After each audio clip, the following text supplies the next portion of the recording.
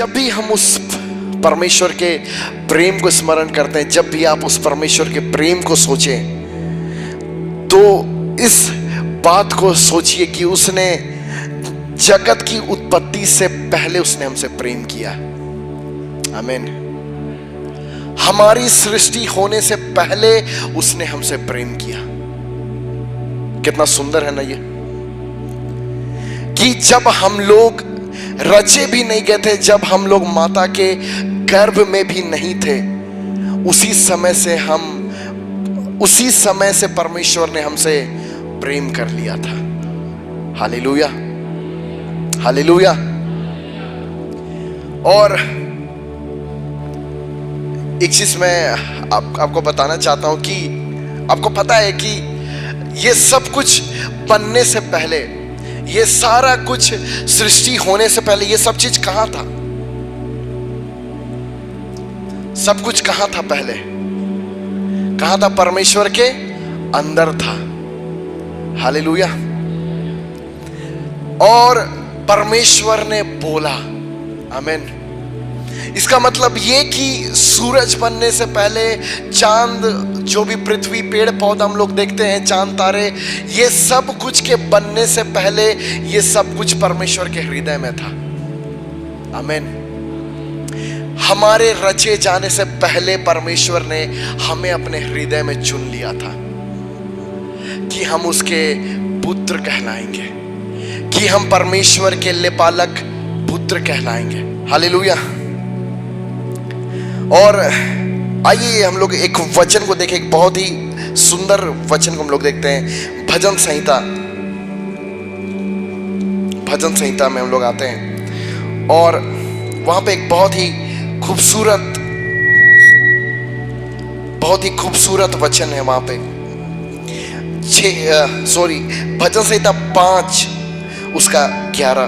Hello check. Hallelujah. भजन संहिता 5 उसका 11 वचन हम लोग देखते हैं। भजन संहिता 5 उसका 11 वचन को। Hello check. हालेलुया। परंतु जितने तुझ पर भरोसा रखते हैं वे सब आनंद करें। जितने तुझ पर भरोसा रखते हैं वे सब आनंद करें। वे सर्वदा ऊंचे स्वर से गाते रहें। आमीन। वे सर्वदा ऊंचे स्वर से गाते रहें, क्योंकि तू उनकी रक्षा करता है और जो तेरे नाम के प्रेमी हैं तुझ में प्रफुल्लित हो। आमीन। ये आखिरी वचन को हाईलाइट करना, जो तेरे नाम के प्रेमी हैं तुझ में प्रफुल्लित हो। सब लोग बोलिए, जो तेरे नाम के प्रेमी हैं वो तुझ में प्रफुल्लित हो। वाओ। जो किसके नाम के प्रेमी हैं? यीशु मसीह के नाम के प्रेमी हैं, वे तुझ में प्रफुल्लित हो। आमीन, आमीन। जितने तुझ पर भरोसा रखते हैं वे सब आनंद करें। वे सर्वदा ऊंचे स्वर से गाते रहे। कौन? जो तुझ पर भरोसा रखते हैं। कौन? जो तुझ पर भरोसा रखते हैं। आमीन। वे सब आनंद करें और वे सर्वदा ऊंचे स्वर से गाते रहें, क्योंकि तू उनकी रक्षा करता है। आमीन।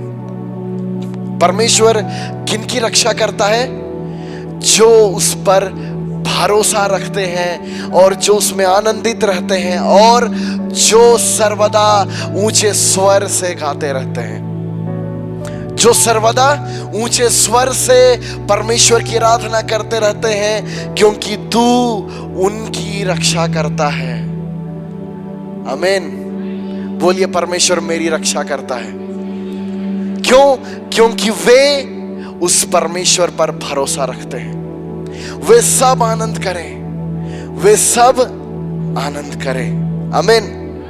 और दाऊद इस बात को कहता है ना, सेनाओं का यहोवा हमारे संग है, याकूब का परमेश्वर हमारा ऊंचा गढ़ है। कभी इस वचन को आप सोचे हैं? एक दिन मैं इस वचन के ऊपर पवित्र आत्मा मुझे ले गया, क्योंकि सब लोग इस वचन को जानते हैं, गीत भी हम लोग गाते हैं, है ना, सेनाओं का यहोवा हमारे संग संग है। लेकिन यदि आप उसे दाऊद बन के उस वचन को सोचिए, दाऊद बन के जाइए एक मिनट के लिए, ठीक है ना, और सोचिए कि सेनाओं का यहोवा मेरे संग है। हालेलुया। पता है क्यों वो बोल रहा है? क्योंकि उसके विरोधी सेनाएं लेकर आए हैं उससे लड़ने के लिए। एक विरोधी नहीं, कई सारे देश की सेनाएं उसके विरोध में, और वो क्या कह रहा है? सेनाओं का यहोवा मेरे संग है। हालेलुया। भले ही मेरे विरोध में सेनाएं खड़ी है, लेकिन सेनाओं का यहोवा मेरे संग है।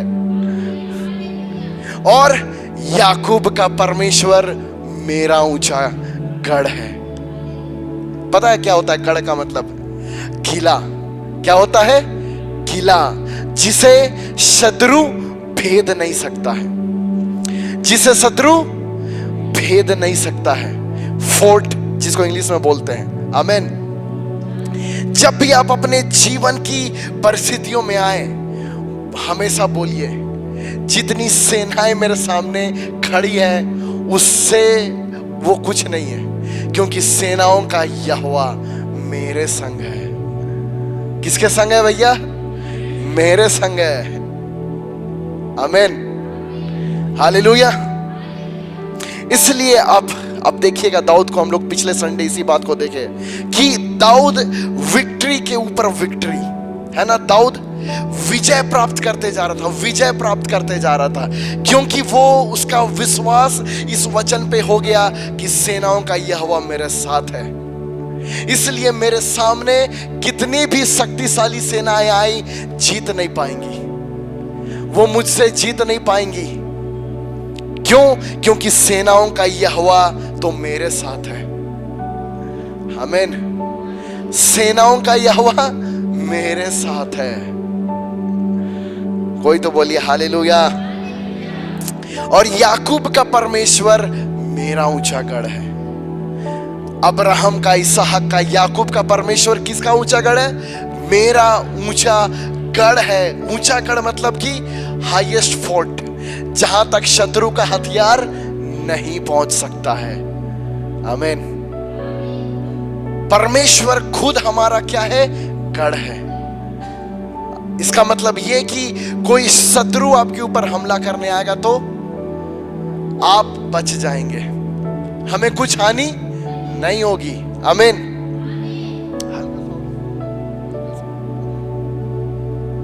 Hello check. हालेलुया। थोड़ा सा और। हालेलुया।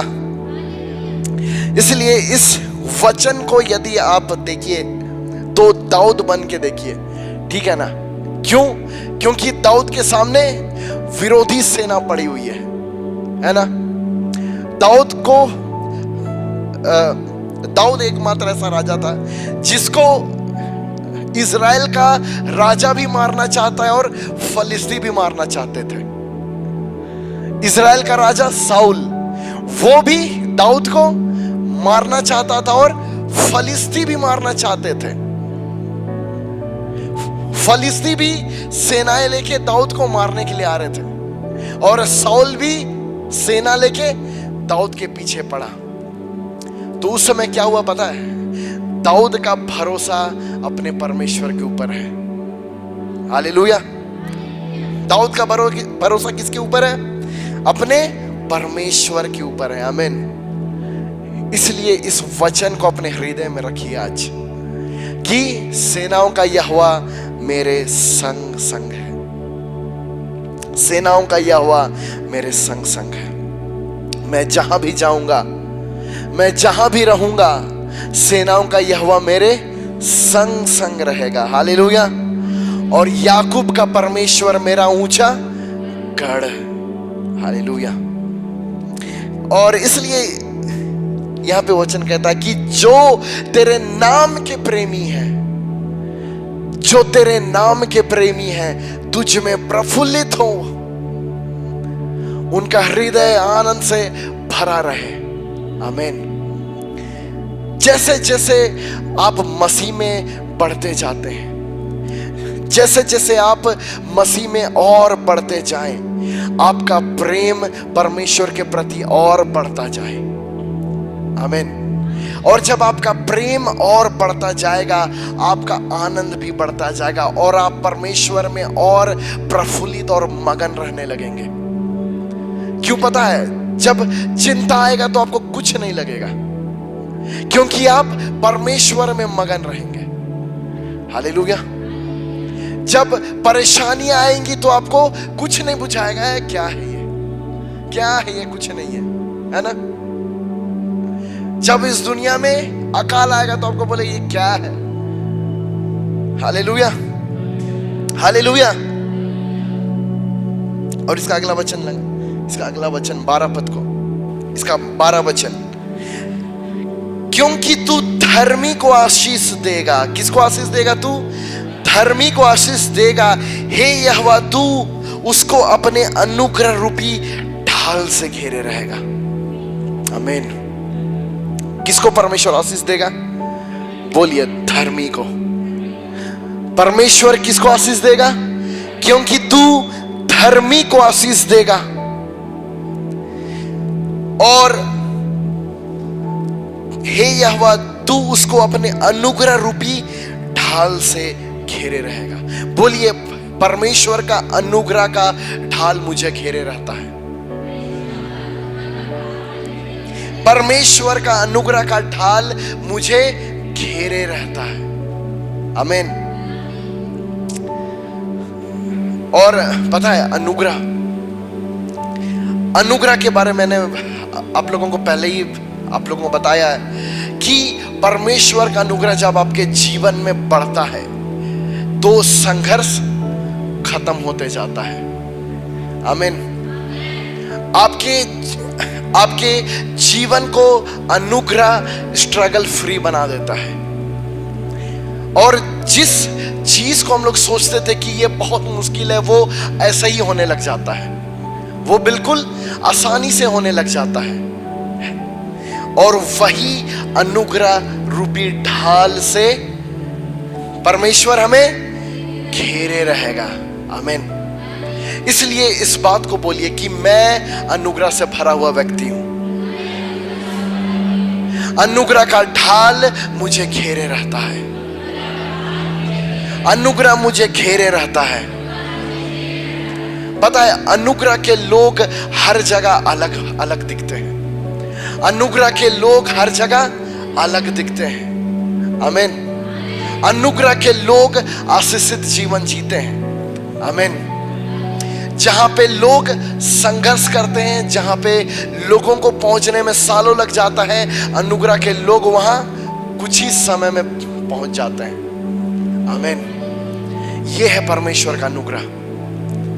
इसलिए एक परमेश्वर के महान जन है, वो इस बात को बोलते हैं कि हमें अपने जीवन में कुछ नहीं चाहिए सिवाय परमेश्वर के अनुग्रह के। हालेलुया। हमारा जीवन अनुग्रह से अनुग्रह में बढ़ता जाना चाहिए। देखिए, एक अनुग्रह क्या है पता है? एक अनुग्रह हुआ जिससे हम बचाए गए, जिससे हमारा उद्धार हुआ। तो परमेश्वर के राज्य में बहुत अनुग्रह है। क्या? बहुत अनुग्रह है। वो परमेश्वर हमारे उद्धार के लिए भी अनुग्रह दिया, तो वो हमारे जीवन के हर क्षेत्र के लिए भी अनुग्रह दे सकता है। आपके जीवन के हर क्षेत्र में परमेश्वर का अनुग्रह बहता है। आमीन। इसलिए वो अनुग्रह का ढाल मुझे घेरे रहेगा। हालेलुया। और उस परमेश्वर का अनुग्रह मेरे जीवन से बहता जाएगा, बहता जाएगा। आमीन। इसलिए हम लोग क्या होंगे? मगन रहेंगे, आनंदित रहेंगे और अब उस प्रेमी प्रभु यीशु मसीह में प्रफुल्लित रहेंगे। हालेलुया। तो आइए हम लोग एक वचन, तो आइए हम लोग अपने मुख्य संदेश में लोग आते हैं। हम लोग आते हैं यशायाह में। यशायाह 9 में, यशायाह 9 उसका 1 पद से हम लोग देखते हैं। और जो हम लोग आज सीखने जा रहे हैं वो बहुत ही शक्तिशाली है, वो बहुत ही सामर्थी है, इसलिए इसे बहुत ही अच्छे से सुनिएगा और रिसीव कीजिएगा, क्योंकि ये वो प्रकाशन है जिसने मेरे जीवन को बदल दिया, और जितने लोग इस प्रकाशन को प्राप्त किए सबों का जीवन बदल गया। हालेलुया।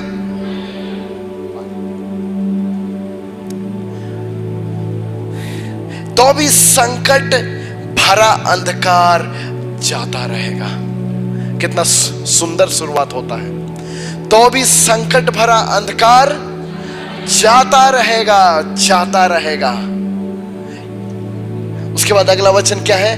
पहले तो उसने जबलून और नप्ताली के देशों का अपमान किया, परंतु अंतिम दिनों में ताल की ओर यरदन के पार की अन्य जातियों के गलील को महिमा देगा। वाह, हालेलुया, हालेलुया। परंतु अंत के दिनों में वो यरदन के पार अन्य जातियों के गलील को महिमा देगा।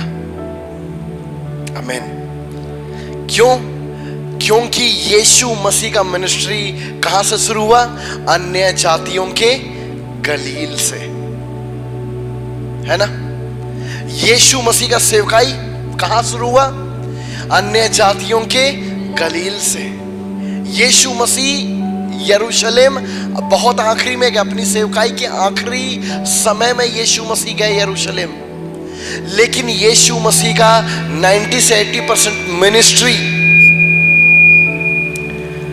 अन्य जातियों के गलील में था। आमीन। और इसका अगला वचन हम लोग देखते हैं।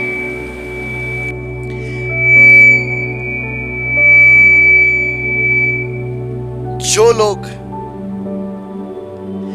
लोग अंधियारे में चल रहे थे उन्होंने बड़ा उजियाला देखा, और जो लोग घोर अंधकार से भरे हुए मृत्यु के देश में रहते थे उन पर ज्योति चमकी। तूने जाति को बढ़ाया, तूने उसको बहुत आनंद दिया। वे तेरे सामने कटनी के समय का सा आनंद करते हैं और ऐसे मगन होते हैं जैसे लोग लूट बांटने के समय मगन रहते हैं, क्योंकि तूने उसकी गर्दन पर के भारी जुए और उसके बहंगे के बांस, उस पर अंधेर करने वाले की लाठी, इन सबों को ऐसा तोड़ दिया है जैसे मिद्यानियों के दिन में किया था। वाह, आमीन, हालेलुया। थोड़ा सा बढ़ाना साउंड, थोड़ा सा, हालेलुया। इसका दूसरा वचन से हम लोग देखते हैं, जो लोग अंधियारे में चल रहे थे उन्होंने बड़ा उजियाला देखा, बड़ा उजियाला। जो लोग अंधियारे में चल रहे थे उन्होंने बड़ा उजियाला देखा, और जो लोग घोर अंधकार से भरे हुए मृत्यु के देश में रहते थे। इस वचन पे हम लोग थोड़ा सा देखेंगे कि घोर अंधकार से भरे हुए मृत्यु का देश, क्या ऐसा देश है? घोर अंधकार से भरा हुआ मृत्यु का देश, ऐसा देश सुने हैं कभी? घोर अंधकार से भरा हुआ मृत्यु का देश है जिसमें लोग रहते हैं। हालेलुया। ऐसा देश है। हमारा देश भी इसी में आता है। हंसने का बात नहीं है, लेकिन बहुत ही दुख का बात है ना। अंधकार से भरा हुआ मृत्यु का देश में जो रहते थे उन पर ज्योति चमकी। आमीन। ऐसा देश भी है जो मृत्यु का देश है, जो मृत्यु का देश है। ये नरक के बारे में नहीं बात कर रहा है, ये बात कर रहा है रहने वाले लोग के बारे में। उन पर ज्योति चमकी। और इसका स्टार्टिंग देखिएगा कि जो लोग अंधियारे में चले थे उन्होंने बड़ा उजियाला देखा, उन्होंने बड़ा उजियाला देखा। और इसी जगह से हमारा आज का मेन संदेश शुरू होता है। एक राज्य है अंधकार का राज्य, ये अंधकार का देश है, ये मृत्यु का देश है, लेकिन एक राज्य है ज्योति का राज्य। आमीन। एक राज्य है बड़ा उजियाला का राज्य, एक राज्य है जीवन का राज्य। जब वो राज्य आया इस दुनिया में तो एक बड़ा उजियाला चमका, तो बड़ा उजियाला चमका। कोई तो हालेलुया बोलिए। तो क्या चमका? बड़ा उजियाला चमका। यही है परमेश्वर का राज्य, यही है परमेश्वर का राज्य। और जो भी व्यक्ति परमेश्वर के राज्य में है वो एक बड़े उजियाले के देश में रहते हैं। बोलिए, मैं एक बड़े उजियाले के देश में रहता हूं। मैं कहां रहता हूं? एक बड़े उजियाले के देश में रहता हूं। आमीन। और जो भी लोग उस देश में नहीं रहते जहां उजियाला नहीं है, वो कहां रहते हैं? अंधकार से भरे हुए मृत्यु के देश में रहते हैं। कितने लोग इस बात को समझ पा रहे हैं? हालेलुया। और इसका मतलब पता है क्या? इसी को यदि उल्टा कीजिएगा तो उजियाला से भरा हुआ जीवन का देश है, एक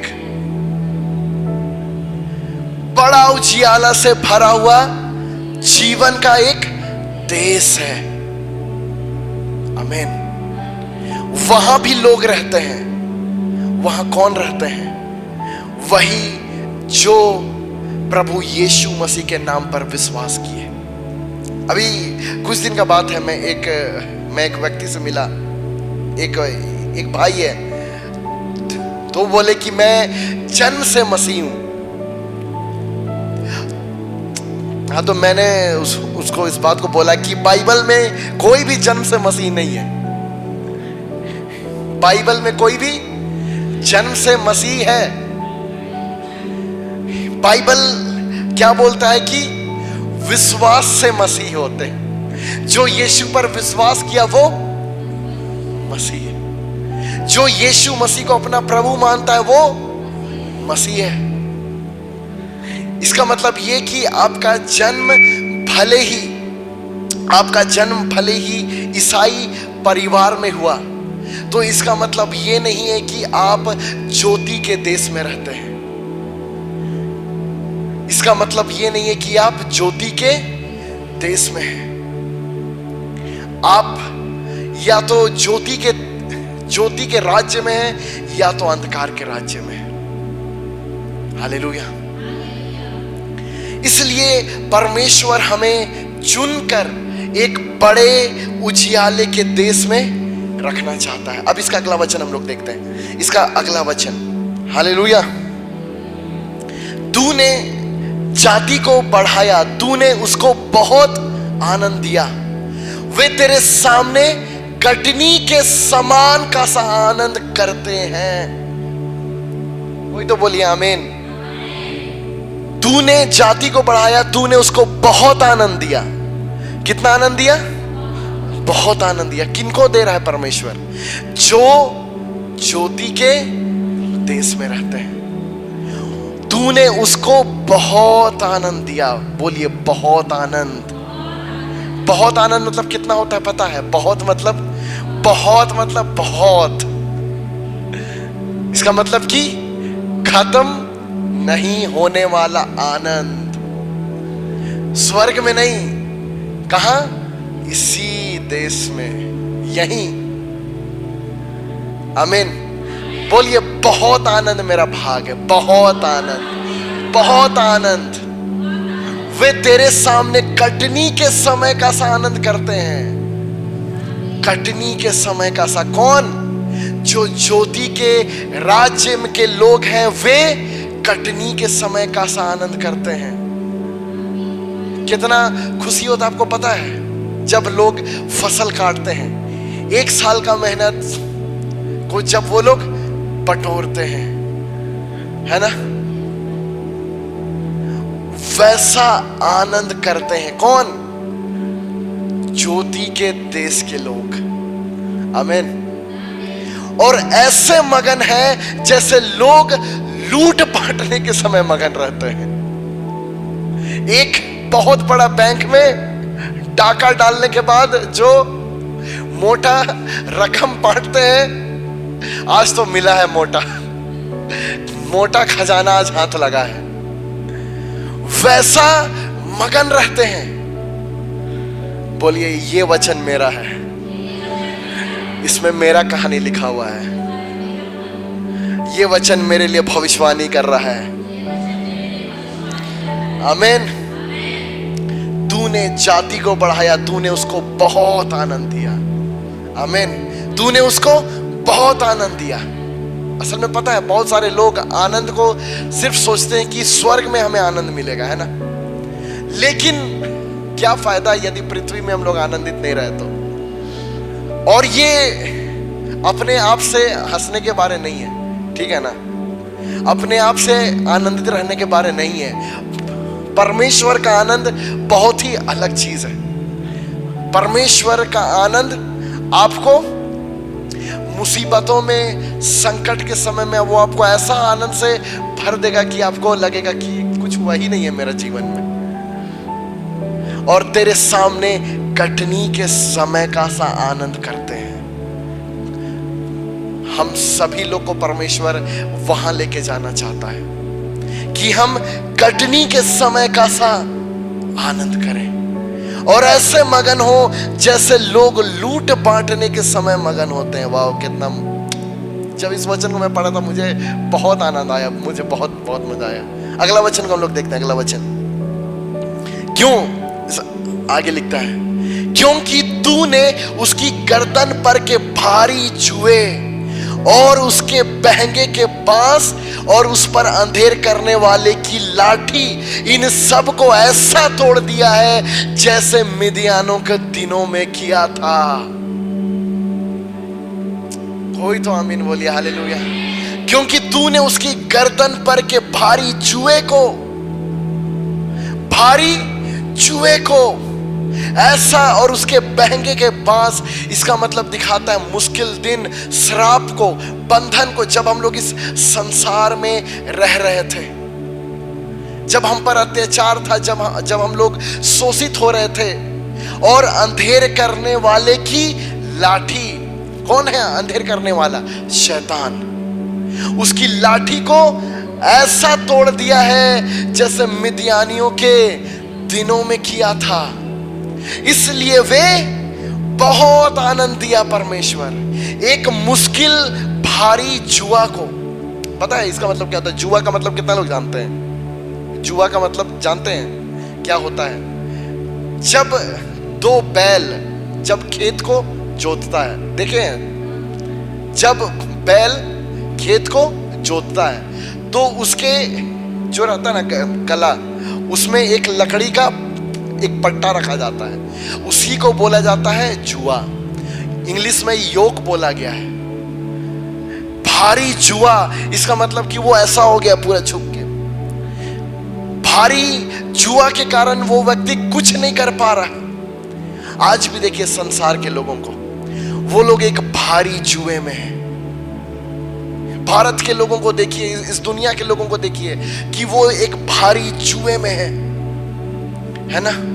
उनका जीवन देखिए कितना मुश्किल है, कितना मेहनत कर रहे हैं, बस इतना ही सा बस फसल आ रहा है, इतना ही सा उनका कमाई है। ये भारी जुआ है। ये क्या है?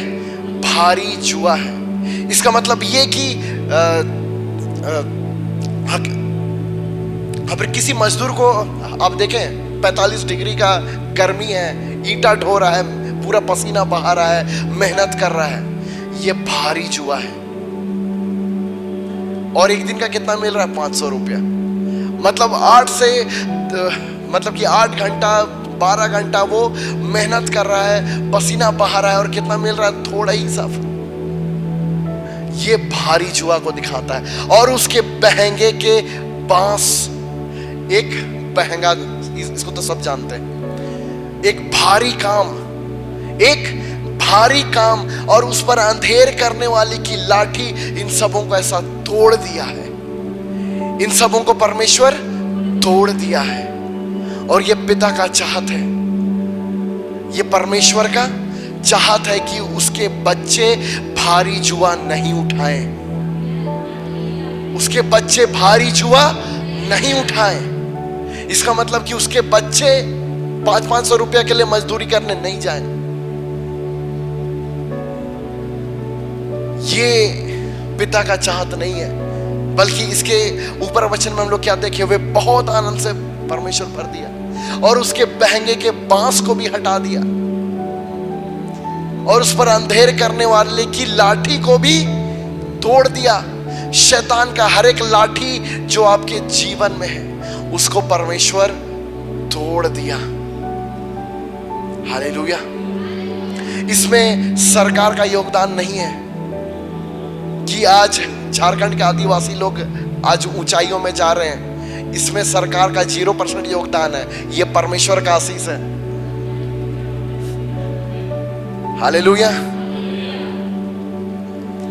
ये वचन है कि परमेश्वर ने उस जुए को तोड़ा है, इसलिए आज लोग ब्लेस्ड हो रहे हैं,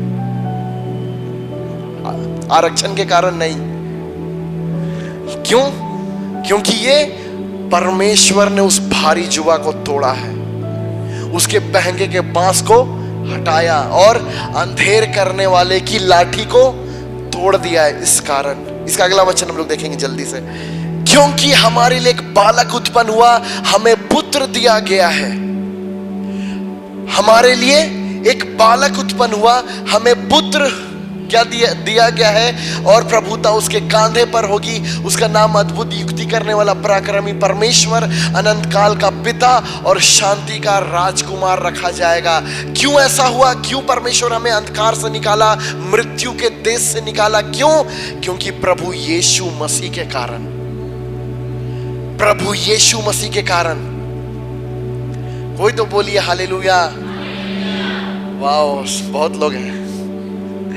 क्यों? क्योंकि हमारे लिए एक बालक उत्पन्न हुआ, इसलिए हमारे लिए प्रभु यीशु मसीह जन्मा, इसलिए हम अंधकार के वश से छुड़ाए गए। इसलिए 9 का 1 पद क्या लिखता है कि तो भी संकट भरा अंधकार जाता रहेगा। क्यों? क्योंकि प्रभु यीशु मसीह आ चुके हैं। इस अंधकार के भरे मृत्यु के देश में कौन आ चुके हैं? प्रभु यीशु मसीह आ चुके हैं। इसलिए बड़ा उजियाला चमका, इसलिए बड़ी ज्योति चमकी, क्योंकि वो ज्योति का राज्य को वो प्रभु यीशु मसीह लेकर आ चुके हैं। इसलिए अब लोगों को मृत्यु के देश में रहने का जरूरत नहीं है, उस घोर अंधकार के देश में रहने का जरूरत नहीं है जहां मृत्यु है।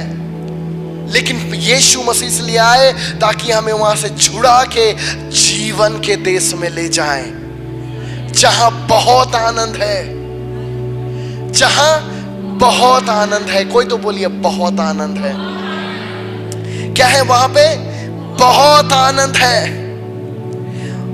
आमीन। और कटनी के समय का सा आनंद परमेश्वर देना चाहता है। ये एक रेमा वचन में लेकर आया हूं आप लोगों के लिए कि तेरे सामने कटनी के समय का सा आनंद करते हैं। मेरा जीवन को परमेश्वर वहीं लेके जाएगा। बोलिए, मेरे जीवन को परमेश्वर वहीं लेके जाएगा कि मैं कटनी के समय का सा आनंद करूंगा, कटनी के समय का सा आनंद। आमीन, हालेलुया, आमीन। भारी जुआ मेरे गर्दन से तोड़ दिया गया है। इसलिए ये संदेश मसीह लोगों तक पहुंचना बहुत जरूरी है, क्योंकि आज भी बहुत सारे मसीह लोग हैं जो लोग एक भारी जुआ के नीचे हैं, है ना। इसलिए मैंने इस बात को बोला कि जरूरी नहीं कि आप ईसाई परिवार में आपका जन्म हुआ है लेकिन आप ज्योति के राज्य में हैं, ये जरूरी नहीं है। लेकिन जिस दिन आप प्रभु यीशु पर विश्वास करते हैं, उस दिन आपका जन्म ज्योति के राज्य में होता है। एक बड़े उजियाले के देश में आपका जन्म होता है। उससे पहले लोग कहाँ हैं? घोर अंधकार के भरे हुए मृत्यु के देश में, जहां पे लोग मरते हैं, जहां पे लोग मर रहे हैं, जहां पे बीमारियां हैं, जहां पे श्राप है, जहां पे गुलामी है, जहां पे लोगों का अत्याचार किया जाता है। हालेलुया। इसलिए परमेश्वर हमें वहां से निकाल के अपने राज्य में लाना चाहता है। और एक चीज को मैं सोच रहा था एक दिन कि सबसे ज्यादा पैसा किस चीज के लिए खर्च किया जाता है? आपको पता है? सबसे ज्यादा पैसा किस चीज के लिए खर्च किया जा रहा है? सबसे ज्यादा पैसा किस चीज में खर्च होता है? कभी सोचे आप? कोई भी? क्या? अच्छा, युद्ध के लिए, अपने शरीर के लिए सबसे ज्यादा धन खर्च किया जा रहा है एक अच्छा राज्य बनाने के लिए। कोई भी देश अपना सारा बजट जब बनता है, देखिएगा बजट बनता है, तो क्यों बजट बनता है? ताकि एक अच्छा देश बना पाए। हर साल हमारा देश एक बजट बनाता है ना, क्यों? ताकि हम लोग एक अच्छा देश बना पाए, एक अच्छा राज्य बना पाए, है ना? क्यों बड़े बड़े बैंक, क्यों बड़े बड़े देश जो गरीब देश है उनको पैसा देते हैं? क्यों? ताकि वो देश और उन्नति कर पाए, ताकि वो राज्य और अच्छा बन पाए। क्यों इतना ज्यादा पैसा खर्चा किया जा रहा है? राज्य को बेहतर बनाने के लिए, है ना? लेकिन इसी के बाद इसी को हम लोग देखने जा रहे हैं। 7वां वचन को हम लोग देखते हैं। 7वां वचन को कितने लोग इस बात को समझ पा रहे हैं? इस वचन को, हालेलुया। इस दुनिया का सारा सरकार, ठीक है ना, इस दुनिया का सारा सरकार पैसों से, क्या से? पैसों से एक परमेश्वर के राज्य जैसा देश बनाना चाह रहा है। कैसे? पैसों से। क्यों? अमेरिका, नासा, इलोन मस्क इतना अरबों रुपए वो लोग उड़ा रहे हैं एक स्पेसशिप बनाने के लिए कि हम लोग मंगल ग्रह पे जाएंगे, वहां पे जीवन को स्थापित करेंगे, चांद जाएंगे, चांद पे हम लोग मनुष्य का जीवन स्थापित करेंगे। क्योंकि इनका मकसद यही है कि एक ऐसा देश बनाए, एक ऐसा राज्य बनाए जो शांतिपूर्ण राज्य हो, है ना? लेकिन वो लोग पैसों से ये कर रहे हैं। कैसे? लेकिन प्रभु यीशु मसीह का जहां जहां राज्य बढ़ रहा है, प्रभु यीशु मसीह के राज्य में शांति का अंत ना होगा। इसका मतलब कि प्रभु यीशु मसीह का ही राज्य है जहां पे कभी युद्ध नहीं होगा। आमीन। इसलिए वह उसको दाऊद की राजगद्दी पर इस समय से लेकर सर्वदा के लिए, इस समय से लेकर सर्वदा के लिए, इसका मतलब कि प्रभु यीशु मसीह के राज्य का कभी अंत नहीं होगा। 5 साल में सरकार बदल जाएगा, लेकिन प्रभु यीशु मसीह के राज्य का कभी अंत नहीं होगा। और सर्वदा के लिए न्याय और धार्मिकता के द्वारा वो अपना राज्य को स्थिर करेगा। इस दुनिया में क्या सबसे ज्यादा अन्याय है ना?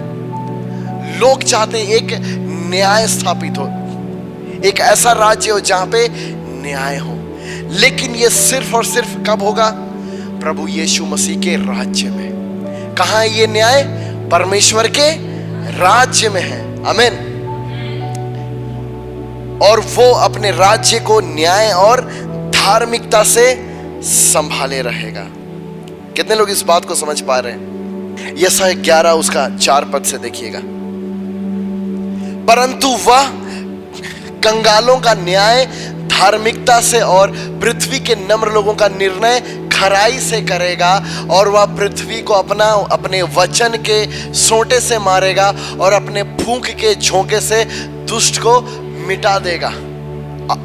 अभी देखिएगा, अभी पृथ्वी में न्याय किसके पास है? सुप्रीम कोर्ट के पास है। यदि आपको न्याय चाहिए, आप कहां जाते हैं? कोर्ट जाते हैं। लेकिन प्रभु यीशु मसीह के राज्य में न्याय किसके पास है? प्रभु यीशु मसीह के हाथ में है। आमीन। इसका अगला वचन, उसकी कटी का फेंटा धर्म और उसकी कमर का फेंटा सच्चाई होगी। क्या होगी? सच्चाई होगी। आमीन। अब यहां से हम लोग देखेंगे, तब भेड़िया भेड़ के बच्चे के संग रहा करेगा। वाह, ऐसा राज्य है प्रभु यीशु मसीह का। तब भेड़िया भेड़ के बच्चे के संग रहा करेगा। आगे पढ़िएगा, और चीता बकरी के बच्चे के साथ बैठा करेगा, और बछड़ा और जवान सिंह पाला पोसा हुआ तीनों इकट्ठे रहेंगे, और एक छोटा लड़का उनकी अगुवाई करेगा। आमीन। ये है परमेश्वर का राज्य, ये है परमेश्वर का राज्य। हालेलुया। जहां एक बछड़ा और जवान सिंह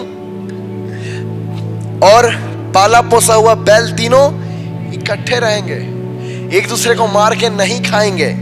जहां भेड़िया भेड़ के बच्चे के संग रहा करेगा। यह है प्रभु यीशु मसीह का राज्य। इसके बारे में हम लोग आगे और देखेंगे, लेकिन यह बस इंट्रोडक्शन है। और चीता बकरी के बच्चे के साथ बैठा करेगा। ऐसा न्याय, ऐसा न्याय कभी आप देखे हैं? ऐसा राज्य? लेकिन ये प्रभु यीशु मसीह के राज्य में होगा, जहां कोई एक दूसरे को नुकसान नहीं पहुंचाएगा, जहां कोई एक दूसरे को मारेगा नहीं, जहां कोई एक दूसरे का हत्या ना करेगा, जहां कोई एक दूसरे को खाएगा नहीं। भेड़िया भेड़ के बच्चे के संग रहा करेगा, चीता बकरी के बच्चे के साथ बैठा करेगा, और बछड़ा और जवान सिंह और पाला पोसा हुआ बैल तीनों इकट्ठे रहेंगे। सोचिए कितना अद्भुत है। आमीन। और अगला वचन, गाय और रीछनी मिलकर चरेंगी और उनके बच्चे बैठेंगे, सिंह बैल के समान भूसा खाएगा। सिंह बैल के समान भूसा खाएगा। हालेलुया। 8वां वचन, दूध पीता बच्चा करैत के बिल पर खेलेगा। वाह। और दूध छुड़ाया हुआ लड़का नाग के बिल में हाथ डालेगा। ऐसा राज्य कहीं सुने? क्यों? क्योंकि इस राज्य में मृत्यु नहीं है। आमीन। क्यों? क्योंकि वो लड़का यदि नाग का बिल में हाथ डालेगा तो उसे वो नाग मार नहीं सकता है। प्रभु यीशु मसीह ऐसा राज्य लेकर आ रहे हैं। प्रभु यीशु मसीह ऐसा राज्य लेकर आ रहे हैं। यीशु मसीह का राज्य ऐसा है। और इसका अगला वचन लिखता है कि मेरे सारे पवित्र पर्वत पर ना तो कोई दुख देगा और ना हानि करेगा, क्योंकि पृथ्वी यहोवा के ज्ञान से भर जाएगी, जैसा जल समुद्र में भरा रहता है। वाह, कितना अद्भुत है। क्योंकि पृथ्वी यहोवा के ज्ञान से भर जाएगी। हालेलुया। ये है शांति का राज्य। ऐसा राज्य बनाने के लिए लोग क्या करते हैं? इलेक्शन हो रहा है, लोग अरबों रुपए खर्चा कर रहे हैं, लेकिन ये राज्य को सिर्फ प्रभु यीशु मसीह स्थापित करेंगे। ये राज्य को सिर्फ प्रभु यीशु मसीह स्थापित करेंगे। आमीन। जहां एक बच्चा करैत के साथ खेलेगा, लड़का नाग का बिल में हाथ डालेगा, और सबसे अद्भुत बछड़ा किसके साथ? सिंह के साथ। पाला पोसा हुआ बैल, सिंह, तीनों एक साथ घूमेंगे। बनेगा, है ना। इसका मतलब ये कि परमेश्वर ये बताना चाहता है कि जो इस दुनिया में नहीं हो सकता वो परमेश्वर के राज्य में होने वाला है, वो परमेश्वर के राज्य में। तो हमारा एक्सपेक्टेशंस कैसा होना चाहिए? परमेश्वर के वचन से। और इसके बाद का एक चीज और है कि जो राज्य ज्यादा शक्तिशाली होता है वो ज्यादा प्रभुता करता है ना। जैसे इंग्लैंड ज्यादा शक्तिशाली था, इसलिए उसने ज्यादा जगह पर क्या किया? प्रभुता किया। उसी प्रकार आप समझिए कि परमेश्वर का राज्य ज्यादा पावरफुल है कि नहीं, अधिक शक्तिशाली है कि नहीं, इसलिए वो उसके नीचे के सारे जगह पर प्रभुता करता है। कोई तो बोलिए आमीन। इसके पीछे का प्रकाशन जानते हैं क्या है? कि हम जिस राज्य से हैं उसका एक्सेस हर कहीं है,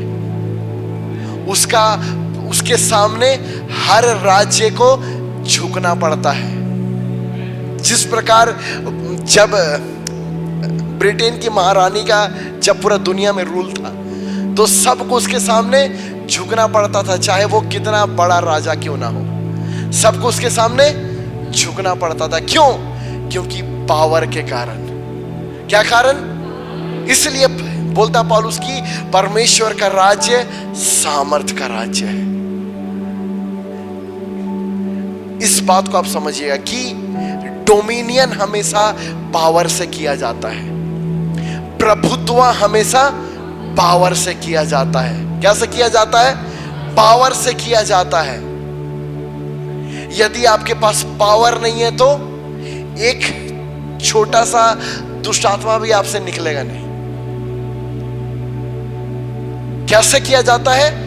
पावर से। बोलिए पावर। पावर मतलब शक्ति। क्या चाहिए आपको? पावर चाहिए। बोलिए पावर चाहिए। आमीन। इसलिए हम लोग आते हैं जल्दी से मत्ती में आते हैं। समय हो गया बहुत ज्यादा, लेकिन हम लोग इस आखिरी वचन को देखते हैं। हम लोग मत्ती में आते हैं। मत्ती 15 में हम लोग आते हैं। मत्ती 17 में आते हैं। मत्ती 17 उसका हम लोग देखते हैं 16 पद से। मत्ती 17 उसका 16 पद से देखते हैं हम लोग। मैं उसको तेरे चेलों के पास लाया था पर वे उसे अच्छा नहीं कर सके। एक व्यक्ति है, उसके बेटे के में दुष्ट आत्मा है और मिर्गी वाला दुष्ट आत्मा है। क्योंकि उसको मिर्गी आती है और वह बहुत दुख उठाता है और बार बार आग में, बार बार पानी में गिर पड़ता है। मैं उसको तेरे चेलों के पास लाया था पर वे उसे अच्छा नहीं कर सके। यीशु ने उत्तर दिया, हे अविश्वासी हठीले लोगों, मैं कब तक तुम्हारी सहता रहूंगा? कब तक तुम्हारी सहूंगा? उसे मेरे पास लाओ। तब यीशु ने दुष्ट आत्मा को डांटा। किसको डांटा? और वह उस लड़का उसी घड़ी अच्छा हो गया। वह लड़का उसी घड़ी अच्छा हो गया। यीशु मसीह वो जो लड़का है उसमें क्या है? मिर्गी का बीमारी है। क्या है? मिर्गी का बीमारी है। इसको मिर्गी आती है और यीशु मसीह ने दुष्ट आत्मा को डांटा। यीशु मसीह ने ये नहीं बोला मिर्गी से चंगे हो जाओ। यीशु मसीह ने क्या बोला? दुष्ट आत्मा को डांटा। यीशु मसीह को बहुत अच्छे से पता है कि ये मिर्गी के पीछे क्या है? दुष्ट आत्मा है। हर एक बीमारी के पीछे ऐसा ही दुष्ट आत्माएं होती है। क्या होती है? हर एक बीमारियों के पीछे क्या होती है? दुष्ट आत्माएं होती है। और यीशु मसीह ने इसलिए दुष्ट आत्मा को डांटा और वो उसमें से निकल गई और लड़का उसी घड़ी अच्छा हो गया। तब चेलों ने एकांत में यीशु के पास आकर कहा, हम उसे क्यों नहीं निकाल सके? हम उसे क्यों नहीं निकाल सके? उसने उससे कहा अपने विश्वास की घटी के कारण, क्योंकि मैं तुमसे सच कहता हूं यदि तुम्हारा विश्वास राई के दाने के बराबर भी होता तो इस पहाड़ से कह सकोगे यहां से सरक कर वहां चला जा तो वह चला जाएगा और कोई बात तुम्हें असंभव ना होगी। इसके बाद 21 वचन को लगाना, 21 पद, पर यह जाति बिना प्रार्थना और उपवास के नहीं निकलती। पर यह जाति बिना प्रार्थना और उपवास के नहीं निकलती। दुष्ट आत्माएं, अंधकार की शक्तियां बिना प्रार्थना और उपवास, क्यों इस बात को बोल रहे यीशु मसीह? इस बात को मैं सोच रहा था, क्यों यीशु मसीह बोले कि प्रार्थना और उपवास चाहिए? ऐसी दुष्ट आत्माओं को निकालने के लिए क्या चाहिए? प्रार्थना और उपवास चाहिए। और पता है लोग इसे उल्टा समझते हैं। लोग सोचते हैं कि जिस दिन आपको निकालना है दुष्ट आत्मा, उस दिन लोग उपवास और प्रार्थना के साथ जाते हैं। नहीं, इसका मतलब क्या है पता है? प्रार्थना और उपवास का जीवन आपको परमेश्वर का सामर्थ्य से भरते जाता है, भरते जाता है। आमीन। इसके लिए प्रार्थना और उपवास का जीवन चाहिए। क्यों?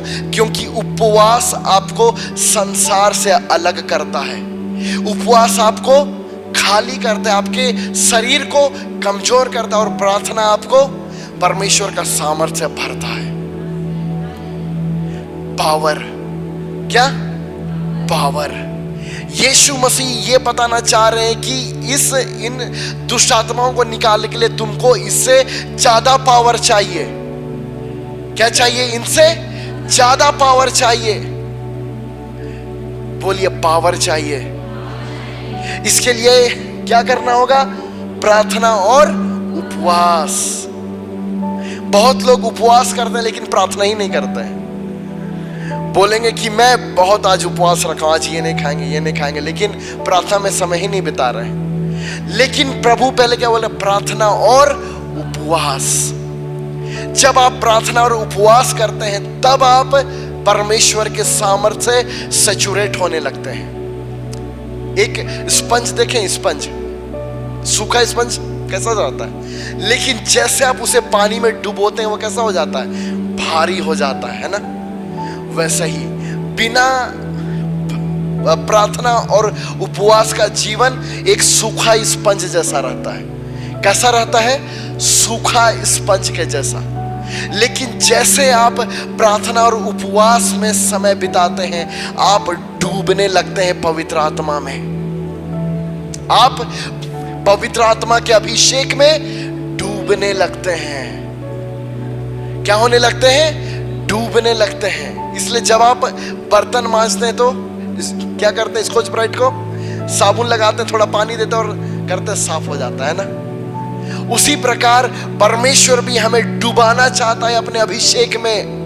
एक सूखे स्पंज के जैसा परमेश्वर हमें अपने अभिषेक में डुबाना चाहता है ताकि वो दुष्ट आत्माओं का सफाया कर पाए। वही तो बोलिए आमीन। मैं वो सूखा स्पंज बनना चाहता हूं प्रभु, और मैं डूब जाना चाहता हूं प्रभु। हालेलुया। इसलिए क्या चाहिए? प्रार्थना और उपवास का जीवन चाहिए। लोग सिर्फ सोचते हैं कि एक दिन प्रार्थना और उपवास करके जाएंगे और बोलेंगे भाग दुष्ट आत्मा भाग जा। जब आप लगातार प्रार्थना और उपवास में बने रहते हैं तो आप पावर में और अभिषेक में क्या होते हैं? आप डूबे रहते हैं। क्या रहते हैं? डूबे हुए रहते हैं। आमीन। क्या होते हैं? आप पवित्र आत्मा के अभिषेक में डूबे हुए रहते हैं। और पता है आज मुझे इस बात को सिखा रहा था मुझे पवित्र आत्मा, और ये इतना अद्भुत चीज है। परमेश्वर को अपना राज्य स्थापित करने के लिए, परमेश्वर को अपना काम करने के लिए परमेश्वर का आत्मा का और मनुष्य का आत्मा का एक होना जरूरी है। इसका मतलब कि हमारा और पवित्र आत्मा का एक होना जरूरी है। हमारा पवित्र आत्मा से एक होना जरूरी है। क्यों पता है? क्योंकि बिना पवित्र आत्मा के आप परमेश्वर के सामर्थ्य को एक्सेस नहीं कर सकते हैं। नेवर, कभी नहीं। कभी नहीं कर पाएंगे आप। बिना पवित्र आत्मा के आप परमेश्वर के सामर्थ को, उस पावर को कभी भी एक्सेस नहीं कर पाएंगे। इसलिए जाके देखिए वैसी कलीसिया जो लोग मानते नहीं है वो लोग पवित्र आत्मा को, वहां छुटकारा नहीं है, वहां चंगाई नहीं है। क्योंकि वो पवित्र आत्मा इसलिए दिया ताकि हम परमेश्वर का सामर्थ को एक्सेस कर पाए इस शरीर में। इसलिए पवित्र आत्मा का 9 वरदान है। भविष्यवाणी का वरदान, अन्य भाषाओं का वरदान, सामर्थ का वरदान, विश्वास का वरदान, चंगाई का वरदान। ये सामर्थ किसका है? परमेश्वर का सामर्थ है। इसलिए जब हम पवित्र आत्मा में एक होते हैं तब हम एक्सेस कर लेते हैं परमेश्वर के सारे वरदानों को, परमेश्वर के पावर को। हालेलुया। इसलिए बहुत ज्यादा जरूरी है कि हम पवित्र आत्मा के साथ समय बिताएं। अन्य भाषा में प्रार्थना करने में समय बिताइए तो क्या होगा पता है? आप उसके सामर्थ्य में वैसे सूखे स्पंज जैसे डूबते जाएंगे और आप भी बोलेंगे ऐ दुष्ट आत्मा भाग, और भाग जाएगा। हालेलुया। इसलिए यीशु मसीह इस बात को सिखा रहे हैं। क्या? इसलिए यीशु मसीह सिखा रहे हैं सिद्धांत को। क्या सिखा रहे हैं? सिद्धांत सिखा रहे हैं, आत्मिक जहां का सिद्धांत, कि ये राज्य, ये सारा दुनिया पावर का भाषा समझता है। क्या चीज का? पावर का भाषा। क्यों अमेरिका के सामने झुक गया? अच्छा देश झुक जाता है। क्यों? पावरफुल देश है। क्या देश है? पावरफुल देश है। क्यों इजराइल के सामने झुक गया ईरान? पावरफुल कंट्री है। इसका मतलब आत्मिक जहां में भी वही नियम है, जो ज्यादा पावरफुल है उसी का राज्य होगा, जो ज्यादा पावरफुल है उसी से सब डरेगा। यदि आप पावरफुल नहीं है तो मच्छर आके चापते ही रहेगा। और आप बोलेंगे क्यों ऐसा होता है? क्यों? क्योंकि आपसे प्रार्थना होता नहीं है, इसलिए। हालेलुया।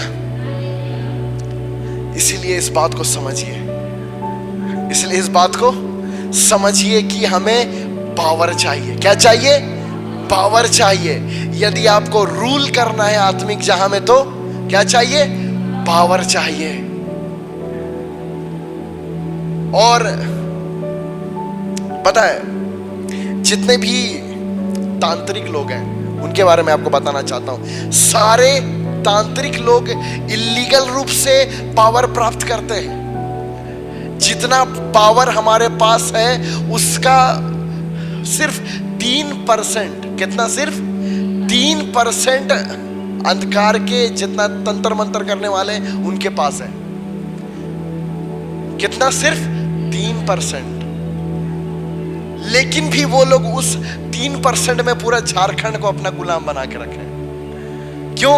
क्योंकि जिनके पास पूरा फुल पावर का एक्सेस है वो लोग, उनको प्रार्थना करने का समय ही नहीं है ना? उनके पास प्रार्थना करने का समय ही नहीं है भैया। क्यों 3% पता है? क्योंकि जब मूसा फिरौन के महल में जाकर जितना भी अद्भुत काम दिखा रहा था उसका सिर्फ 3 ही चीज वो लोग कॉपी कर पाए थे। कितना? 3 चीज। इसका मतलब कि जितने भी तांत्रिक लोग हैं उनको आप जितना लोग देखते हैं वो लोग सिर्फ 3% आपके तुलना में है। कितना? 3%। इसका मतलब ये कि आप आसानी से उनका फुटबॉल बना सकते हैं, आसानी से। कितना है उनका पावर? 3% है। उसके लिए वो लोग कहाँ जाता है? पहाड़ पे जाएगा, हिमालय में जाएगा, इंसान का हड्डी खाएगा, इंसान का मांस खाएगा, जितना भी इलीगल तरीका है वो सब चीज वो लोग करेगा। पावर का भूख उनमें ज्यादा है, उनमें पावर का भूख ज्यादा है। और मसीह लोग पावर का कोई भूख नहीं है, आप देखिएगा एक पॉलिटिशियन को एक चुनाव जीतने के लिए कितना पैसा बहाता है वो लोग, पावर के लिए। पावर के लिए, क्या चीज के लिए? पावर के लिए। लेकिन हमारे लिए वो चीज फ्री में है, वो चीज हमारे लिए फ्री में है, लेकिन हम लोग परमेश्वर के साथ बैठने में समय ही नहीं देते हैं। इसीलिए जब आती है दुष्ट आत्माएं तो हमारा प्रार्थना करते रह जाते, कुछ नहीं होता। क्यों? क्योंकि वो लोग पहले पावर प्राप्त कर लिया है। और क्या? इल्लीगल तरीका से। जिस तरह से इल्लीगल तरीका से लोग विधायक बनते हैं, वैसे ही बहुत सारे अंधकार की शक्तियां इल्लीगल तरीका से पावर प्राप्त करती है। लेकिन असली सोर्स कौन है पावर का? परमेश्वर है। इसलिए मैं ये चाहता हूं कि यदि आप लोग फेथ जनरेशन में एक एक लोग शक्तिशाली योद्धा बने। आमीन। एक एक लोग पावरफुल योद्धा बने। बस आप जाएं और दुष्ट आत्मा बोले मैं यहां से जा रहा हूं। हालेलुया। बस आप जाएं और गढ़ टूटने लगे। पता है, इसी प्रकार से आत्मिक जहां में आशीष भी आता है। जब आप आत्मा में, जब आप क्या प्रार्थना करने लगते हैं, पता है ये चीज लोग असल में समझते नहीं है कि जब आप आत्मा में प्रार्थना करने लगते हैं तो आपका स्तर बढ़ने लगता है। आत्मिक आयाम में आप बढ़ने लगते हैं, तो उसी लेवल का ब्लेसिंग में भी आप बढ़ने लगते हैं। उसके लिए जरूरी है कि आप पावर में बढ़े। क्या में बढ़े? पावर में बढ़े। क्या में बढ़े? पावर में बढ़े। इसका फिर से हम एक और एग्जांपल देंगे कि जो नेता जितना बड़ा पोस्ट में रहता है वो उतना ही बड़ा करप्शन करता है कि नहीं? एक छोटा सा मुखिया 500 रुपया घूस लेगा, लेकिन एक विधायक 5 करोड़ रुपए घूस लेगा, लेकिन एक संसद 500 करोड़ घूस लेगा, है ना? अब इसी को उल्टा कर दीजिए। जो जितना पावरफुल वो उतना ही आशीष में बहता है। आप लोग रिसीव नहीं कर रहे हैं। जो जितना पावरफुल उसके जीवन में उतना ही आशीष बहेगा। Hallelujah, hallelujah. जो जितना पावरफुल है वो उतना ही अभिषेक में बहेगा, वो उतना ही ज्यादा अभिषेक में, सामर्थ में, महिमा में बहेगा। हालेलुया।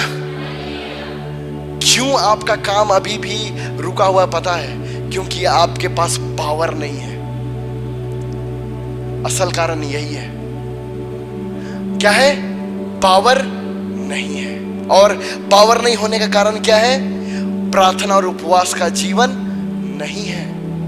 मैं आपको साफ बता रहा हूं, साफ आपको टेस्टिमनी बता रहा हूं कि नाइजीरिया के कलीसिया के लोग, कहा कि नाइजीरिया की कलीसिया के लोग अरबपति बन गए।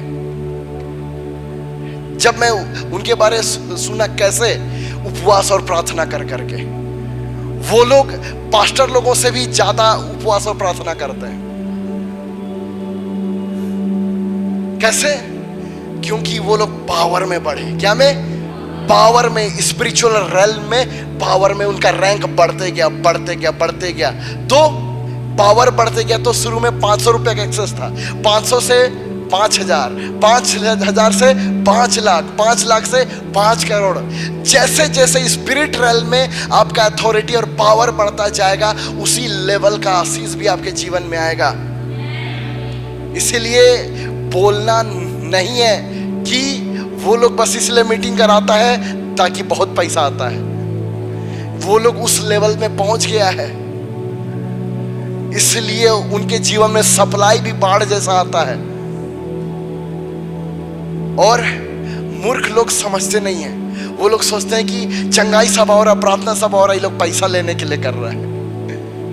नहीं, वो लोग प्रार्थना जीवन आप उनका देखे नहीं है, 5-5 घंटा 6-6 घंटा के एक दिन का प्रार्थना जीवन, इसलिए वो लोग वहां पहुंच गया, इसलिए उनके जीवन में सप्लाई भी बाढ़ जैसा आता है।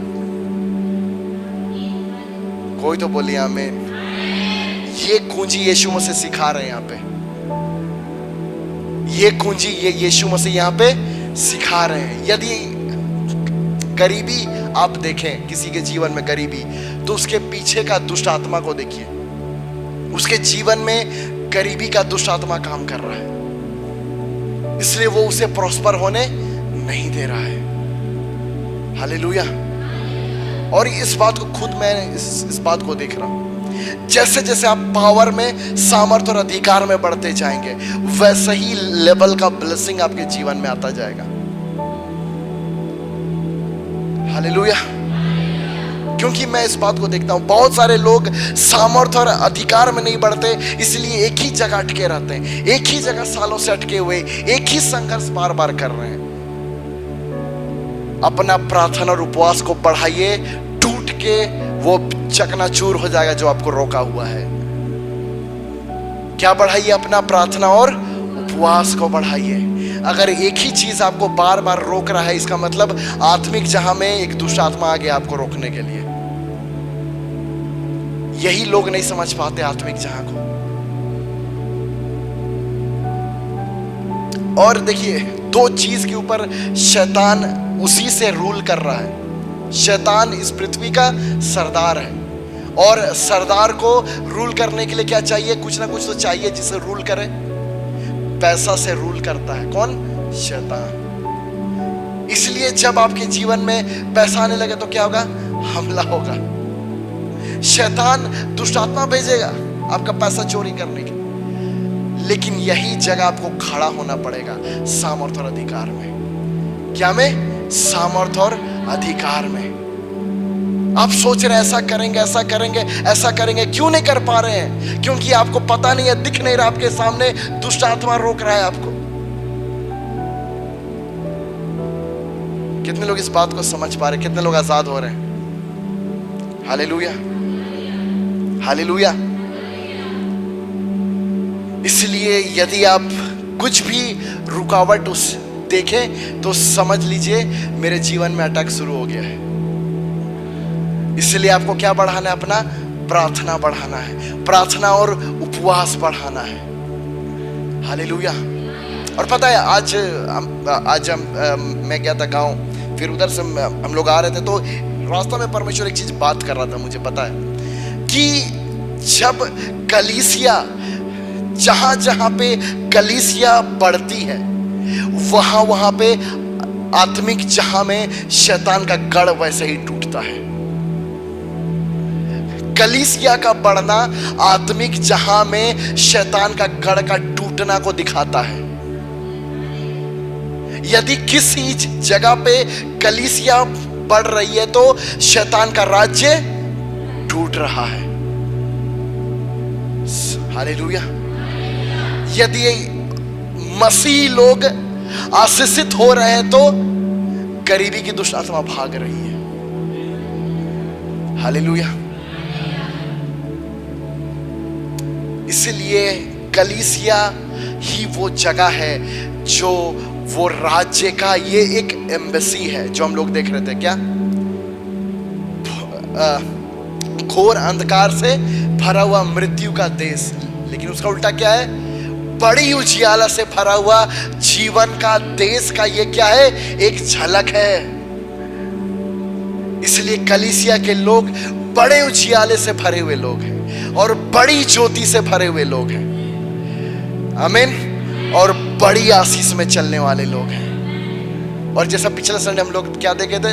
सुलेमान को सीबा की रानी देखने आई थी। कलीसिया के लोगों का खाना देख के लोग घबरा जाएंगे, इतना ऐसा खाते हैं। हालेलुया। यदि आप लोग पिछला संडे का मैसेज जो लोग नहीं सुने, जाइए यूट्यूब में और सुनिएगा। हालेलुया। इसलिए इस बात को परमेश्वर हमें सिखाना चाह रहा है। क्यों चेले नहीं निकाल पाए दुष्ट आत्मा? प्रार्थना और उपवास का जीवन नहीं है, पावर नहीं है। सिंपल सा क्या बोले? पावर नहीं है। और जिसके पास पावर है वही जीतता है। आमीन। यदि आपके पास जितना पावर होगा आत्मिक जहां में आपका उतना ही अधिकार होगा। क्योंकि पता है आशीष है, ये सब कुछ आत्मिक है। ये सब कुछ क्या है? आत्मिक है। यदि आप आत्मा में पावरफुल हो रहे तो ऐसे ही बहने लगेगा, ये सब चीज ऐसा ही बहने लगेगा। आमीन। यदि आपका बिजनेस है, यदि आप नौकरी का तैयारी कर रहे हैं, कुछ भी यदि आप कर रहे हैं, अभी भी आपको लग रहा है रुकावट है, क्यों नहीं हो रहा है, अपना प्रार्थना और उपवास बढ़ाइए आज से। क्योंकि नाइजीरिया भारत से भी पिछड़ा देश है, लेकिन वहां के मसीह लोग मल्टी बिलियनर्स हैं। अब नाइजीरिया के जितने पास्टर लोग हैं, अधिकतर के पास अपना प्राइवेट जेट है। प्राइवेट जेट में घूमते हैं वो लोग। क्यों? क्योंकि वो लोग आत्मिक जहां को अधिकार में ले लिए। वो लोग क्या कर लिए? आत्मिक जहां को अधिकार में ले लिए। इसलिए वो लोग मल्टी बिलियनर्स बन गए, कलीसिया के लोग। साउथ कोरिया का भी यही गवाही है। डेविड योंगी जो उनकी साउथ कोरिया में उनके चर्च में एक बार अनुमान बताया गया था कि 40,000 से ज्यादा मिलियनेयर्स हैं, कलीसिया के लोग। क्योंकि वो लोग अपने आप को समर्पण कर दिए, उंडेल दिए। ये सब चीज छोटा मोटा चीज है परमेश्वर के लिए, लेकिन जब आप आत्मा में बढ़ने लगेंगे तो ये खुद होने लगेगा। आमीन। आइए हम लोग खड़े हो जाएंगे, प्रार्थना में जाएंगे। धन्यवाद प्रेमी परमेश्वर प्रभु यीशु मसीह।